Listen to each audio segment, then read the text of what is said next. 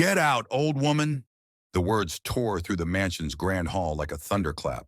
Miriam froze where she stood, her frail hands clutching the handle of a small travel bag, her wrinkled eyes glistening with disbelief. She couldn't believe her own son, the one she had starved to raise, was the one shouting at her.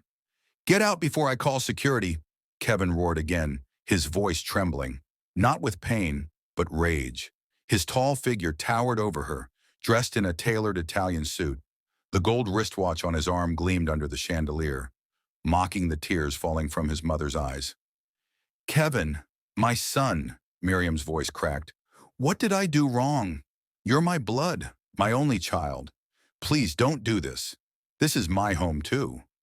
Kevin laughed bitterly. "Your home? You forget who owns this house now. Everything here, every single thing is mine. You didn't build this empire, I did. And I'm not about to let some old woman ruin my image." "Your image," Miriam whispered. "You're ashamed of your mother now?" "Exactly," he spat. "You're old, you talk too much, you scare my guests, and you refuse to stop dressing like a market woman. I can't have you here embarrassing me in front of my business partners." The servants stood frozen at a distance, afraid to breathe. Even the bodyguards by the gate avoided eye contact. Everyone had heard Kevin's harsh tone, but no one dared speak. Miriam's lips trembled. "Kevin, I prayed for this day, for your success, but never did I think my own prayers would lead me to this humiliation." "Enough," Kevin barked. "Take your things and go back to your village. I've already arranged a driver to take you there. You can live peacefully, far away from me." She looked at him one last time.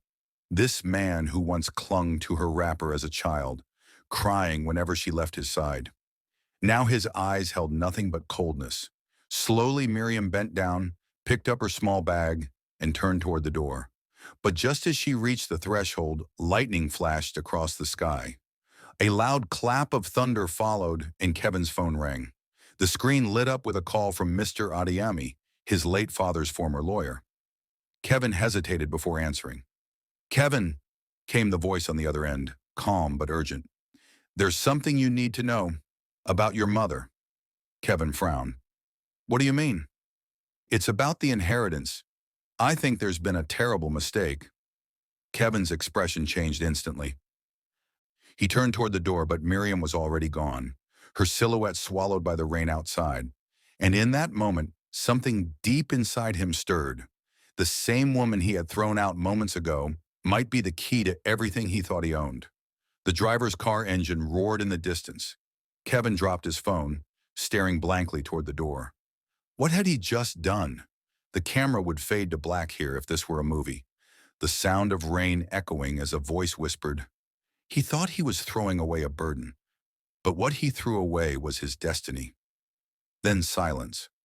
Moments later, the scene rewinds, taking us back months before the day of the outburst.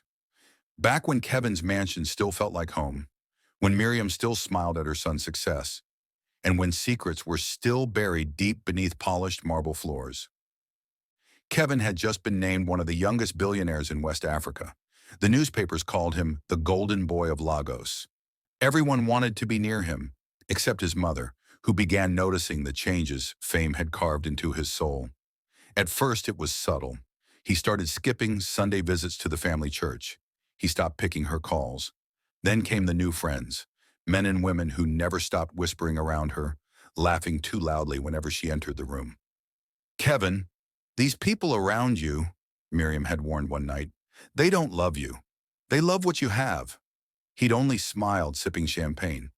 "Mama, you just don't understand business." But she did understand. She had seen how power changes people. She'd seen how a soft heart can turn stone cold once money enters. One evening, a strange woman named Vanessa moved into Kevin's mansion. She was beautiful, flawless skin, expensive taste, and a dangerous smile. She told everyone she was Kevin's fiancée, but Miriam noticed how Vanessa's eyes flickered whenever money was mentioned. 3 months before that unforgettable night, the air inside Kevin's mansion smelled of new money and quiet arrogance. Luxury cars lined the driveway, fountains glistened under golden lights, and servants hurried about as if walking on eggshells. Kevin had become a man consumed by success, and everyone around him treated him like a god. Everyone except his mother, Miriam. She had moved into the mansion reluctantly after Kevin insisted. He said he wanted to take care of her, but deep down, she knew the truth. He didn't want people asking why his rich mother still lived in a small bungalow in the old part of town. Her presence was a trophy, not an act of love. "Good morning, Mama," Kevin greeted one morning, stepping into the dining hall dressed in a navy blue suit. His tone was polite, but distant. Miriam smiled. "Good morning, my son. Have you eaten?" He shook his head, checking his gold-plated wristwatch. "No time. I have a meeting with foreign investors." She sighed. "You're always rushing, Kevin. At least sit down and eat before you go. You'll fall sick if you keep skipping meals." "Mama, please," he muttered, irritation flickering across his face. "I'm not a child." Before she could respond, Vanessa entered the room, her perfume heavy and expensive. Her red gown hugged her figure as she leaned against the table. "Babe, you're running late," she said sweetly, ignoring Miriam completely. Miriam glanced at her and forced a smile. "Good morning, Vanessa." The young woman barely looked her way. "Morning," she mumbled. Kevin adjusted his tie and turned to leave. "Mama, don't wait up for me tonight. I'll be home late." Vanessa slipped her hand into his as they walked out together, leaving Miriam sitting alone at the breakfast table. The sound of their laughter faded into the distance like a painful echo. Later that week, Miriam overheard something that froze her heart. As she passed by Kevin's study, she heard Vanessa's voice, sharp and cold. "You're too soft with that old woman," Vanessa snapped. "She doesn't belong here. We're trying to host top investors, not charity cases. What if they find out your mother used to sell pepper in the market?" Kevin's voice followed after a long pause. "She's my mother, Vanessa." "And I'm your future wife," Vanessa shot back. "If you care about your image, you'll send her back to wherever she came from. No one needs to know she's still hanging around." Miriam's hands trembled as she held the wall for balance. She'd heard enough. That woman was poisoning her son. But she didn't confront Kevin. Not yet. She prayed instead, asking God to open her son's eyes before it was too late. The next day, Miriam decided to visit her old friend, Mama Eve, a local herbalist known for her wisdom and spiritual insight. "My dear," Mama Eve said, staring into her cowrie shells, "the woman in your son's life has dark intentions. She's not here for love. She's here to take. But something else troubles me. Your son is walking a dangerous road. If he doesn't turn back soon, he'll lose everything." Miriam left shaken, her heart heavy. She returned to the mansion determined to protect her son, even if he no longer wanted her protection. That evening, she waited in the living room until Kevin returned. He looked tired but still confident, the kind of man who believed nothing could touch him. "Mama, what are you still doing up?" he asked. "We need to talk," she said softly. "About what?" "It's that woman, Vanessa." Kevin frowned. "What about her?" "She's not who you think she is. She's changing you, Kevin. You don't speak to me like you used to. You barely pray. You don't even smile anymore." He exhaled heavily, running his hand through his hair. "Mama, please don't start. Vanessa makes me happy. You don't have to like her, but you will respect her." "Respect?" Miriam repeated, tears filling her eyes. "I gave birth to you. I suffered for you. And now a stranger controls your heart?" "Enough!" Kevin snapped, slamming his fist on the table. "You will not talk to me like that again. I'm not that poor boy you raised. I'm a man now." Miriam stared at him, her lips quivering. For the first time, she saw what money had done to her son. It had buried the humble soul she once knew. But before she could respond, a knock came at the door. A young man in a brown suit stepped inside, holding a letter. "Good evening, sir. This just arrived from Mr. Adeyemi, your late father's lawyer. He says it's urgent." Kevin frowned and tore the envelope open. His eyes scanned the document quickly, then his face darkened. "What is it?" Miriam asked. "Nothing," he said sharply, stuffing the letter into his pocket. "Just business." But it wasn't just business. The letter contained information that could destroy him if revealed. A hidden will, signed by his late father, stating that the company's assets weren't entirely Kevin's. Part of it belonged to his mother. That secret burned in his pocket like fire, and in his mind a dangerous thought began to grow. If his mother disappeared, no one would ever know. As the night deepened, the tension in that mansion grew heavier. And in the shadows, Vanessa smiled to herself, whispering, "It's working." Something dark was being planned, and Miriam had no idea that the next time her son raised his voice, it would shatter her world. The days that followed felt heavier than rain clouds over the Lagos skyline. The mansion, once filled with laughter, now hummed with tension. Servants whispered behind closed doors. Vanessa smiled too easily, and Miriam walked around quietly, her heart sensing danger she couldn't explain. Kevin avoided his mother more and more. Every time he saw her, guilt twisted in his chest, but Vanessa's words always softened his conscience. "Baby, you're doing what's best for yourself," she'd coo, wrapping her arms around him. "You've worked too hard to let anyone drag you backward." He would nod, convincing himself she was right. But late at night, when the house went quiet, he'd hear echoes of his mother's prayers from down the hall. Soft whispers carried through the air. Pleas to God to save her son from the darkness consuming him. One evening, Vanessa threw a lavish party at the mansion. Guests from all over, business tycoons, celebrities, politicians, filled the hall. Music blared, champagne flowed, and laughter bounced off marble walls. Miriam tried to stay in her room, but the noise was unbearable. She finally stepped out, hoping to speak with her son. When she reached the living room, she froze. Kevin stood in the center, microphone in hand, his arm wrapped around Vanessa's waist. "Ladies and gentlemen," he said proudly, "tonight I want to introduce the woman who changed my life, the future Mrs. Kevin Attawale." Applause erupted. Vanessa smiled like a queen receiving her crown. But when Miriam stepped closer, Vanessa's eyes narrowed. "Mama," Kevin said, his tone slightly nervous, "you should be in bed." Miriam looked from her son to Vanessa, her heart breaking. "Kevin, you're getting married? Without telling your own mother?" The crowd went silent. Kevin's jaw tightened. "Mama, this isn't the place." "I am your mother," she cried. "Do you even know who this woman is? She's using you. Look around. Do you think she loves you or your money?" The tension was suffocating. Vanessa looked embarrassed, then furious. "This is ridiculous," she hissed. "Kevin, tell your mother to stop humiliating us." Kevin turned red. "Mama, that's enough. Go to your room before you make things worse." But Miriam didn't move. "I will not be silent while you walk into destruction." Suddenly, Vanessa snatched the microphone from Kevin's hand. "Ladies and gentlemen," she said sharply, "I think it's clear this old woman is unwell. Kevin has done everything to help her, but sometimes you can't help those who refuse to change." A few people gasped. Others whispered.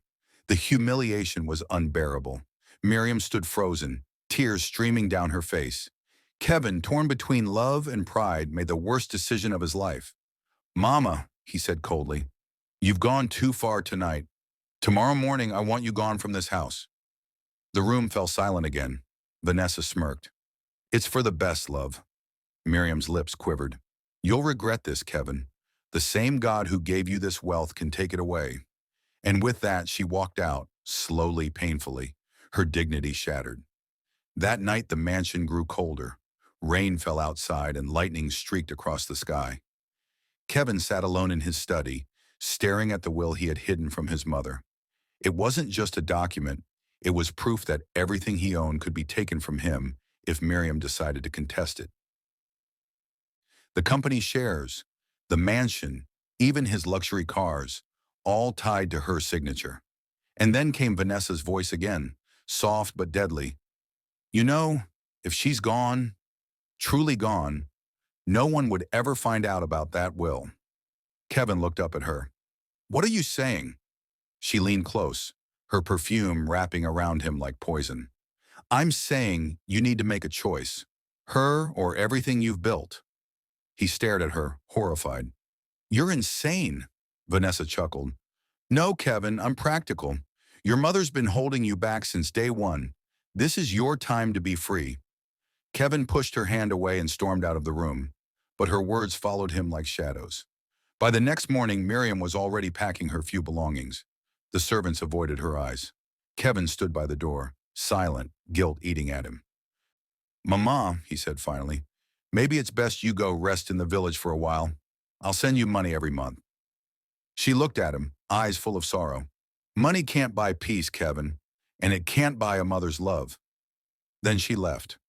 As her taxi disappeared down the road, Kevin felt something strange, a sudden emptiness, as though the mansion itself had lost its soul. Vanessa appeared beside him, slipping her arm through his. Now, we can finally live without interference. But that very night, Kevin received another call from Mr. Adiemi, the lawyer. Kevin, we need to talk, the old man said sternly. Your mother came to my office earlier today. She knows about the will. Kevin's eyes widened. What? Yes, the lawyer continued. She didn't seem angry, just disappointed. She said she forgives you. But Kevin, there's something I must tell you. Your father left another document, one that changes everything. What do you mean? Kevin demanded. The lawyer hesitated. Come to my office tomorrow. Bring Vanessa too. I think it's time you both learn the truth. The call ended, leaving Kevin pale and speechless. Vanessa turned to him. What truth? He shook his head. I don't know, but something tells me this isn't over. He was right, because the next morning, when Kevin arrived at the lawyer's office, someone was already there, and what he saw waiting for him would make his blood run cold. Chapter 4.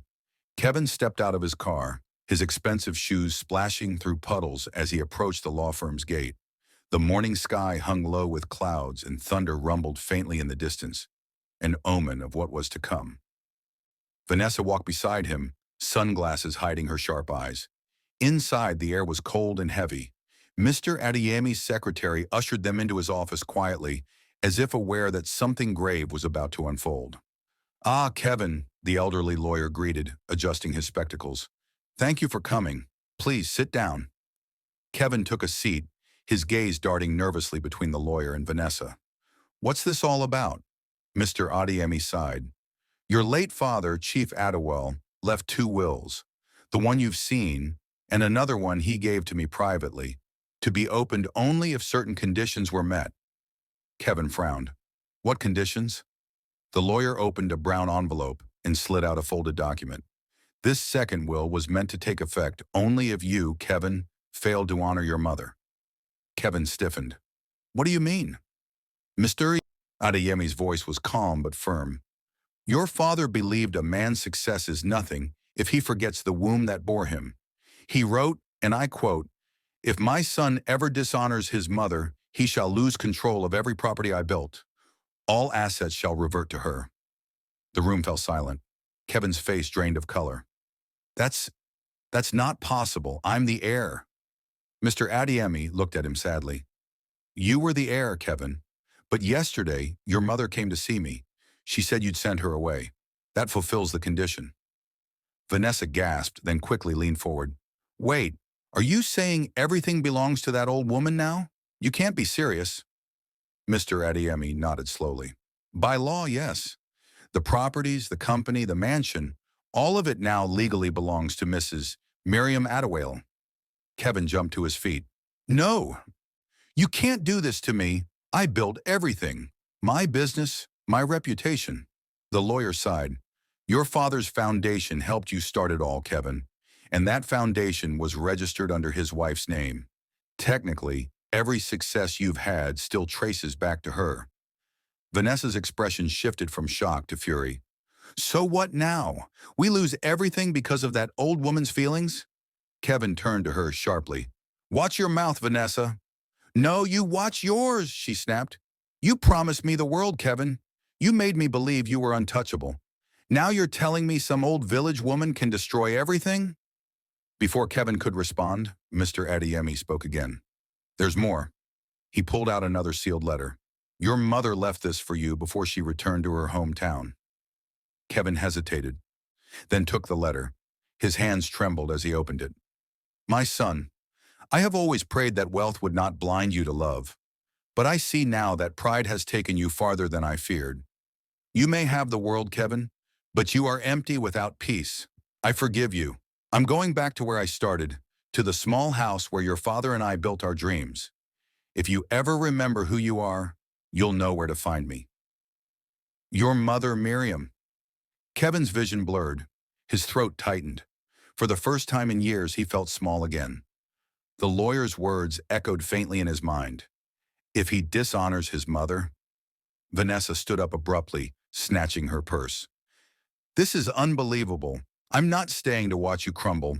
Call me when you fix this mess, if you can. Vanessa, wait! But she was already gone. The door slammed behind her, leaving Kevin alone with the lawyer and the ghosts of his choices.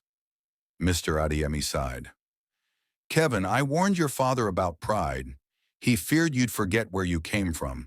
But it's not too late to make things right. Kevin didn't answer. He just stared at the letter, tears finally spilling down his face. That evening, Kevin returned to the mansion. It felt emptier than ever. Every luxury item, the chandeliers, the glass staircase, the paintings, suddenly felt meaningless. He sat on the floor of the living room, holding the letter close to his chest. For the first time in his life, he felt what true loss meant. Not the loss of money, but the loss of love. The next morning, he packed a small bag, got into his car, and began the long drive toward his mother's village. Dust rose behind the tires as he sped down the narrow road, desperate for forgiveness. But as he reached the outskirts of the village, a crowd had already gathered. People were crying. Women held each other, whispering Miriam's name. Kevin's heart pounded. He jumped out of the car and ran forward, fear clawing at his chest. "Where's my mother?" he shouted. An old man pointed toward a small house at the end of the road. "She collapsed this morning," he said softly. "The doctor's inside now." Kevin's world spun. He sprinted toward the house, tears streaming down his face. Inside, he saw his mother lying weakly on a small bed, her face pale but peaceful. "Mama," he whispered, falling to his knees beside her. "Please don't leave me. I'm sorry. I was blind. Forgive me, please." Miriam opened her eyes slowly and smiled faintly. "Kevin, you came." He grabbed her hand. "I came, Mama. I came to make it right. I'll give everything back. Everything. Just don't leave me." She whispered something barely audible. "It's not about money, my son. It's about heart. When a man forgets love, even gold turns to dust." Her eyes fluttered shut. "Mama!" Kevin screamed, shaking her hand. "Mama, please!" The doctor placed a hand on his shoulder. "She's still breathing, but barely. She needs to rest." Kevin buried his face in her hand, weeping like a child. Outside, thunder rumbled again, and the villagers gathered in silence. It seemed like fate was giving Kevin one last chance. But what he didn't know was that Vanessa hadn't truly left. She was already planning her revenge, one that would shake everything all over again. For 3 days, Kevin didn't leave his mother's side. He stayed in the small, quiet house in the village. No servants, no luxury, just the sound of the wind brushing through the trees outside. Each morning he brought her warm tea. He sat beside her bed, begging her to eat. Slowly, Miriam regained her strength, though her voice remained weak. One morning, as the rooster crowed, she looked at her son and said softly, "You've learned, haven't you, Kevin?" He nodded, eyes filled with regret. "I have, Mama. I've learned that a man without humility is already poor, no matter how rich he looks." Miriam smiled faintly. "Then maybe God is giving you another chance." But peace never stays long when greed is near. Far away in Lagos, Vanessa stood on the balcony of a hotel suite, anger burning behind her flawless face. She had lost everything: her luxury, her status, her access to Kevin's wealth. But she wasn't done. Not yet. She dialed a number. "Uche," she said, her voice sharp. "You still work at the bank where Kevin keeps his business accounts, right?" "Yes, madam," came the cautious reply. "Good," Vanessa continued. "I want every document related to his company transfers. He's vulnerable now, and I'm going to take what he thinks he still has." Uchi hesitated. "Madam, that's risky. The law—" "Don't worry about the law," Vanessa snapped. "Just do it. There's something in it for you." She hung up, her lips curling into a cold smile. "You took everything from me, Kevin. Now I'll make sure you lose it all for real." Back in the village, life was simple. Kevin helped repair the leaking roof, fetched water from the well, and even joined the neighbors at the local church. For the first time in years, he felt grounded, human again. One afternoon, while sitting under a mango tree with his mother, he said quietly, "Mama, when I get back to Lagos, I'll rebuild everything. But this time, it'll be in your name. Miriam smiled, placing a wrinkled hand on his. Don't build for me, my son. Build for goodness. Let people see God through your actions, not your buildings. Kevin nodded. I promise. Just as he spoke, his phone buzzed. It was Mr. Adiemi, the lawyer. Kevin, you need to come to Lagos immediately, the lawyer said urgently. Someone has been accessing your company accounts illegally. Kevin frowned. What? How? Who would? I suspect Vanessa, Mr. Adiemi interrupted. But it's worse than that. She's already started selling company shares to foreign investors under your name. If you don't act fast, you'll lose what's left of your reputation. Kevin's jaw tightened. I'm on my way. Miriam tried to stand. Be careful, my son. Don't fight her with anger. Fight her with wisdom. Kevin nodded and hugged her tightly. I'll make things right, Mama. For both of us. That evening, he drove back to Lagos through the heavy rain. His mind replayed every decision he'd made. The arrogance, the betrayal, the moment he'd thrown his own mother out. When he reached the city, his mansion gates were wide open. Lights flickered inside and voices echoed from the hall. He stepped out of the car slowly, heart pounding. Inside, Vanessa was there, dressed elegantly, surrounded by men in suits. She looked completely in control. Well, well, she said, turning to him with a smirk. The prodigal son returns. What do you think you're doing here? Kevin demanded. I could ask you the same, Vanessa replied. Technically, this mansion still has your name on the documents, but not for long. Kevin's eyes darted toward the men behind her. Who are these people? Investors, Vanessa said smoothly. I convinced them to buy your company's controlling shares. You'll be out by tomorrow morning. Kevin clenched his fists. You forged my signature, didn't you? Vanessa tilted her head. Let's just say I had a little help. Just then Uche, the banker, stepped out from the corner, guilt written all over his face. I'm sorry, sir. She threatened me. Get out, Kevin hissed. Vanessa laughed softly. You can throw him out, but you can't undo what's done. You see, Kevin, while you were busy playing the humble son in the village, I was making real moves. By the time you wake up tomorrow, everything will belong to me. Kevin stepped closer, his voice calm but deadly. You think you've won, Vanessa? You forgot something. My mother now owns all my father's holdings. Every document, every right.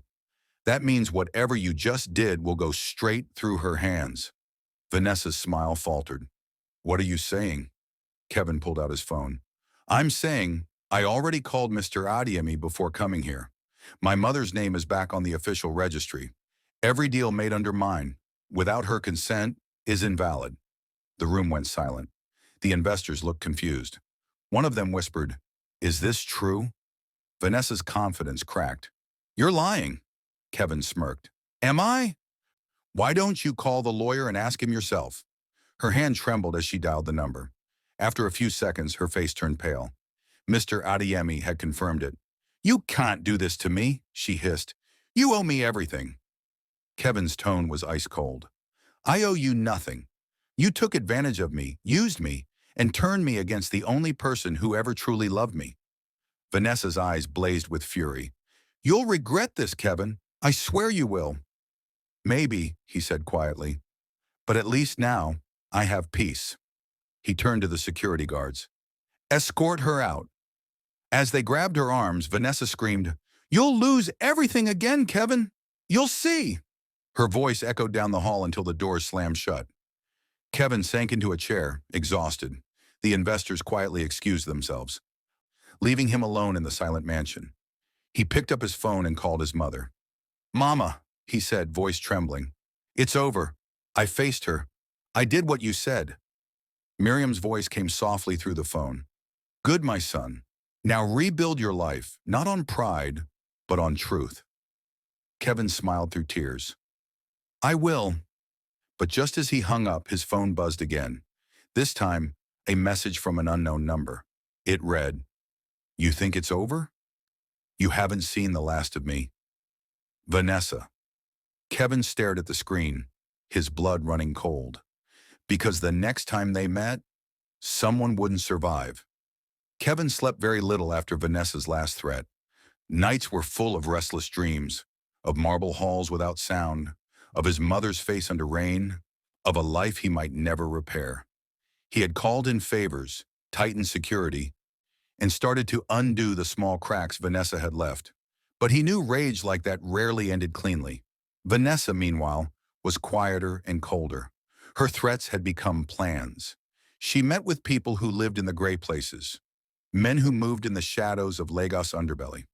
They called themselves fixers, and they had no attachment to law or pity.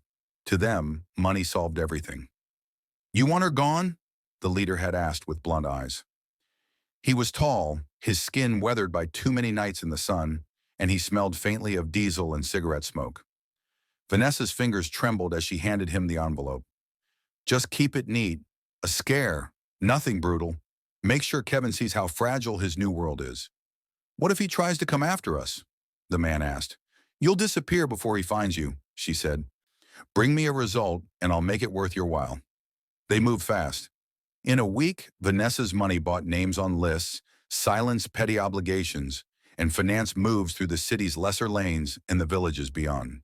The team learned where Miriam lived in the village, the days she walked to market, the old route she took to sit by the stream. They watched until they decided on a day when the sky threatened rain, but the market was full and the villagers were busy. Kevin's phone rang the day Miriam disappeared.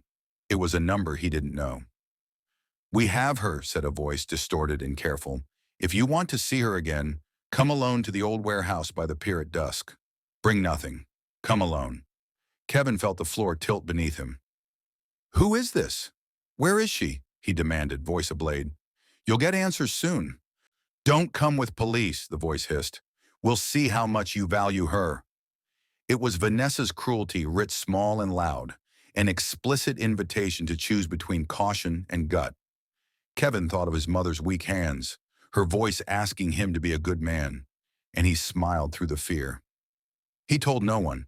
He drove to the pier, tires hissing on a wet road, thunder folding into his thoughts like a rapt announcement. The pier was a place of old ships and iron bones, where fishermen fixed nets and the city's waste drifted out to sea. The warehouse was one of those tall buildings, with rusted shutters and a smell of oil. Inside it smelled of dust and salt and old wood. A single bare bulb swung, throwing long shadows. Kevin walked carefully. His footsteps were the only sound that dared answer the hollow wind. "Mama?" he called once. Then again. A chain clanked in the distance.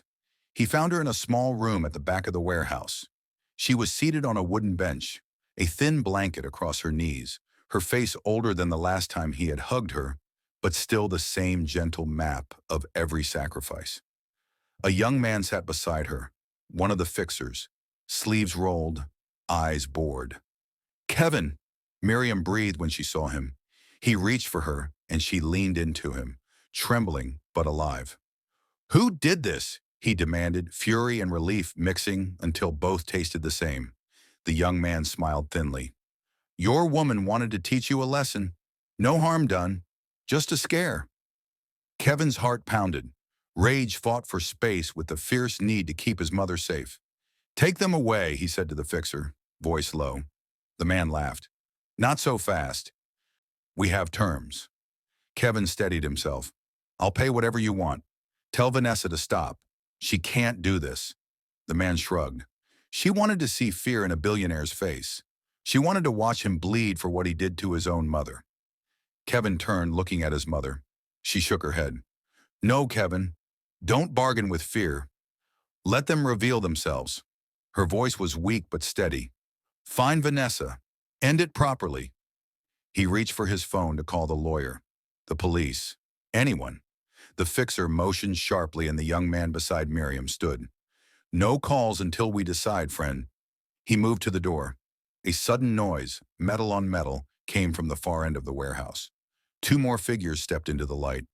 A woman in a dark jacket, her face half hidden under a cap, and a man whose posture made him look like he had been carved out of cornered stone. Kevin's blood went cold.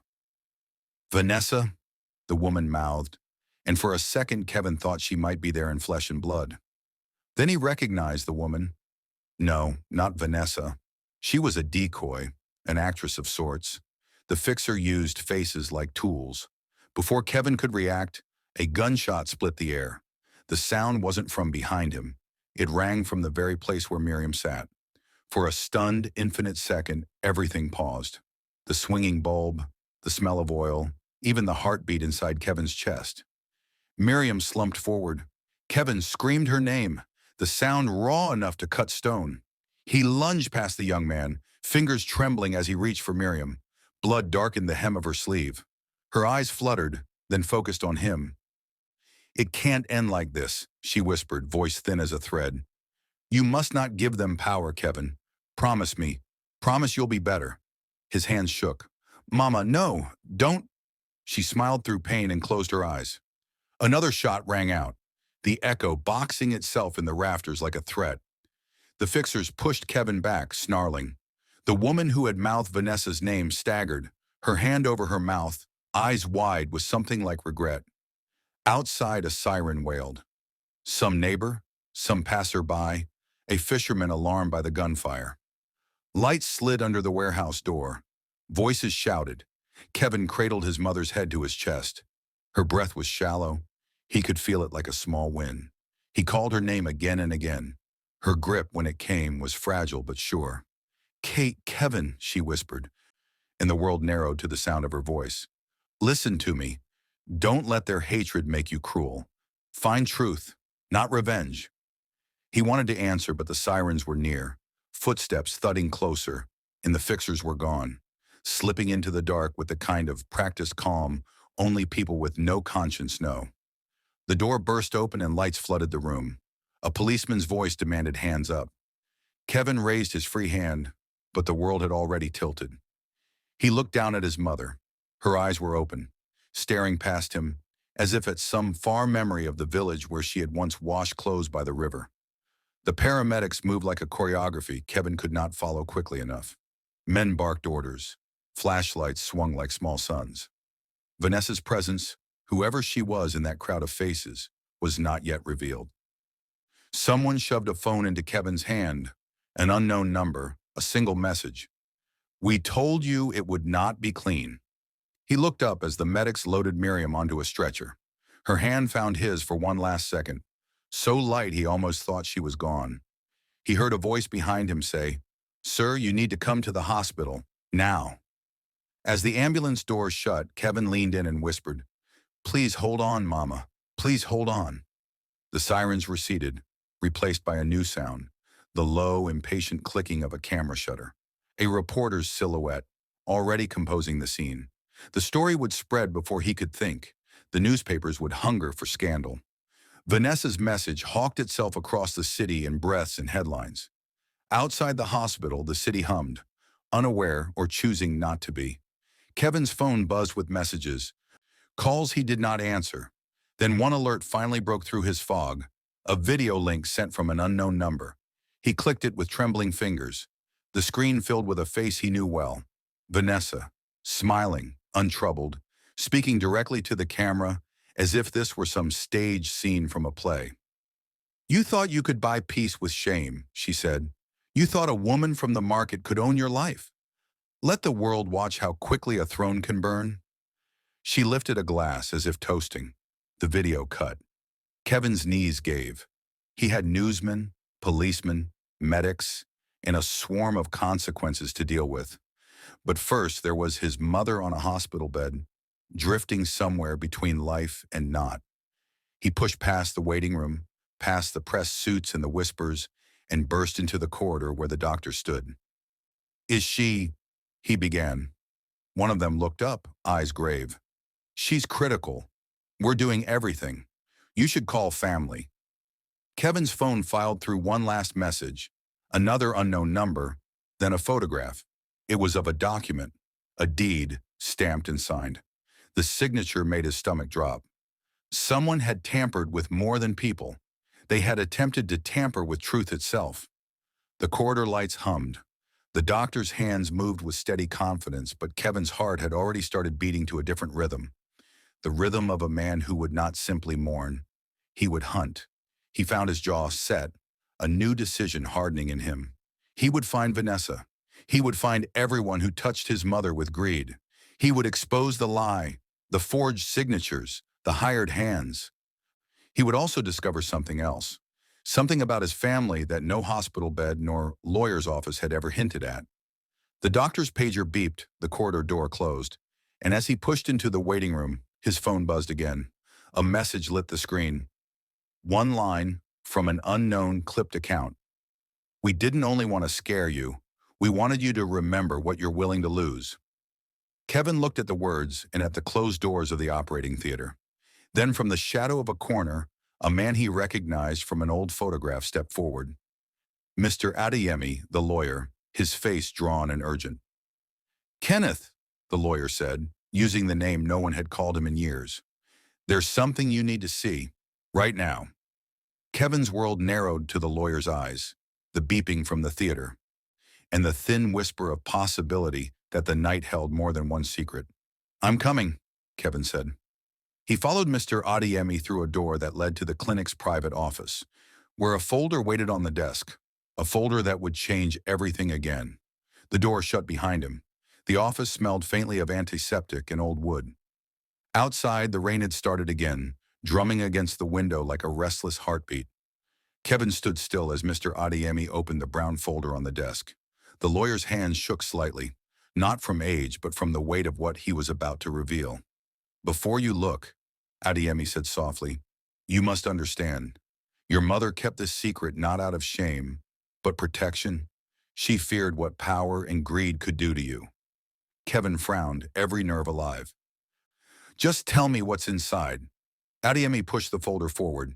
These are legal documents, old birth certificates, handwritten letters, and a trust deed your father signed before he died. Your mother asked me to keep them sealed until she was gone. Kevin's breath caught. He reached for the top paper. His eyes moved across the faded ink, and then he froze. The name written beside mother, Miriam Oladipo. But the name beside father wasn't his late father's. It wasn't the man he had mourned and inherited billions from.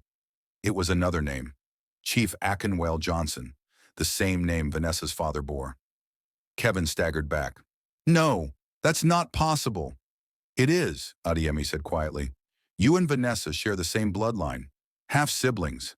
Kevin's head spun. The world around him tilted like a ship in storm. The betrayal, the chaos, the hatred. It had all been a twisted family war, and he hadn't even known it. Mama, she knew, he whispered. She did. Adeyemi nodded. She loved both of you. But when your father's second wife, Vanessa's mother, forced her out, Miriam chose silence over scandal. She didn't want her son to grow up fighting for a throne that brought nothing but poison.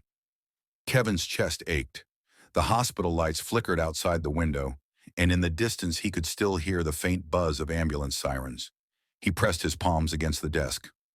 And Vanessa knew too, didn't she? The lawyer sighed. She found out 2 years ago, when she started digging into her father's estate. That's why she came after you, not just for the company, but for revenge. She believed your mother stole what was hers. Kevin sank into the chair, the truth crushing him from within. My God, I threw out my own mother because of the lies her husband's other family started. His voice cracked. And Vanessa, she's been trying to destroy the only person who loved us both. Adeyemi leaned forward. There's one more thing. Miriam left you a letter, written weeks before she fell ill. He slid an envelope across the table. Kevin tore it open. The handwriting was shaky but strong. He read aloud, his voice trembling. My son, if you are reading this, then truth has finally come to light. I never hated Vanessa. I pitied her pain. But I feared what hate would do to both of you. You are my son, yes. But you are also her brother. Remember this before vengeance blinds you. If you truly wish to honor me, protect her from herself. That is how you will find peace. Mama? Kevin pressed the letter to his chest, tears running freely down his face.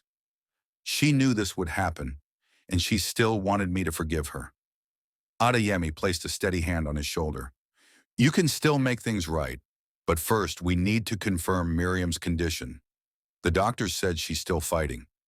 Kevin rose, a strange calm hardening in his chest. Then I'll fight too. He walked back into the corridor, the paper still in his hand. As he reached the waiting area, a nurse ran toward him, breathless. "Sir, your mother, she's awake." He froze. "What?"